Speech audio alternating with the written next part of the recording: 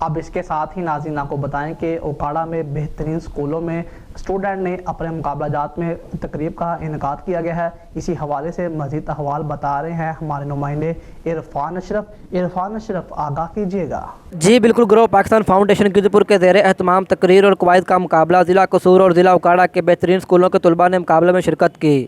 تقریب میں ڈاکٹر غلام حسین، ماہر تعلیم محمد افضل شہین، پرنسپل محمد خالد بابر نے خصوصی طور پر شرکت کی۔ ججز کے فرائض principal government graduate college professor Muhammad Khalid Babar, Farid Uddin Abdullah امجد نے سر انجام دیے۔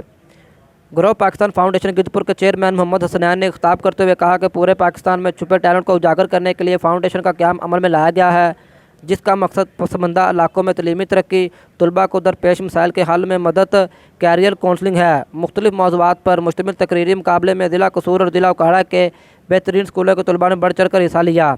اس موقع پر خطاب کرتے ہوئے مہمان خصوصی ڈائریکٹر اسپائر کالج چونیا ڈاکٹر غلام حسین اور پرنسپل محمد خالد بابر نے نوجوان ٹیم کو خراج تحسین پیش کیا اور گدپور کے نوجوانوں میں اتنا ٹیلنٹ دیکھ کر کہا کہ وہ دن دور نہیں جب پورے پاکستان میں اس قسم کے پروگرام میں نوجوان شامل ہوں گے اور پاکستان کو ترقی کی بلندیوں پر پہنچائیں گے۔ آخر میں مہمانوں اور پوزیشن ہولڈر طلباء میں شیلڈ تقسیم کی گئی۔ جی